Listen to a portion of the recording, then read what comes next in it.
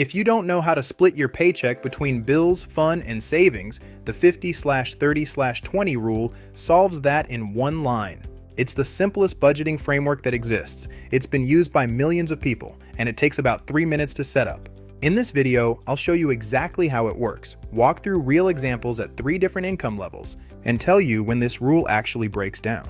Here's the rule in one sentence. Split your take-home pay, that's your income after taxes, into 3 buckets. 50% for needs, 30% for wants, 20% for savings and extra debt payments. That's it, 3 numbers, 3 buckets. Now the magic of this rule isn't in the numbers themselves, it's in the categories. Most people fail at budgeting because they don't know what counts as a need versus a want. Let me show you exactly how to think about that. Needs are things you have to pay no matter what happens. If you stopped paying them, you'd lose your home, your transportation, or your ability to work.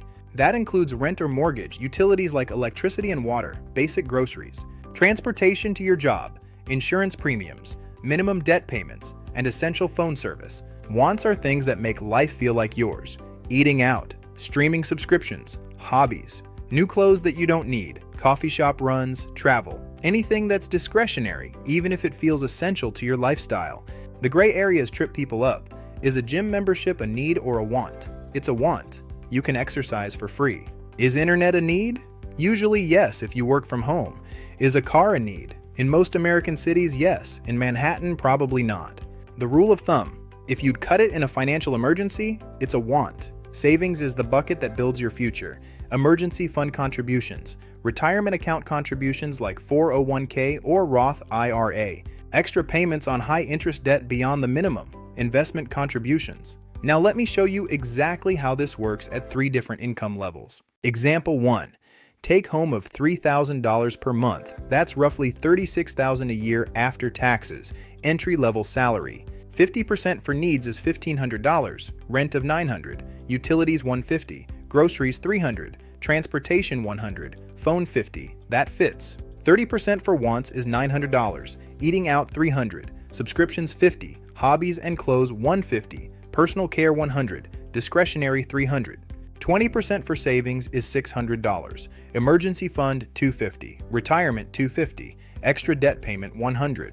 Example 2. Take home of $5,000 per month, $60,000 a year, mid-career. 50% for needs is $2,500, rent or mortgage $1,300, utilities $200, groceries $500, transportation $200, phone $50, insurance $250. 30% for wants is $1,500, restaurants $500, subscriptions $100, hobbies $300, travel fund $200, personal care $200, discretionary $200.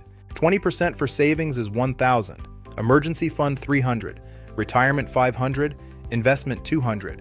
Example 3. Take home of $8,000 per month, around $100 grand a year. Established career. 50% for needs is $4,000, mortgage $2,000, utilities $300, groceries $700, transportation $300, insurance $400, phone $300.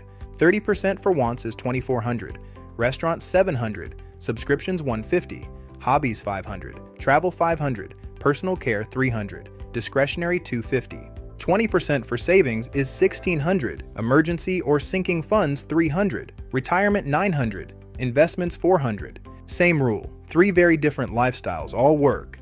Now here's where the rule breaks down. The 50/30/20 rule assumes you live in an average cost of living area. It also assumes you don't have massive debt or extremely tight income. If you live in a high cost of living city like New York, San Francisco, or Toronto, your rent alone might be 60% of your take-home.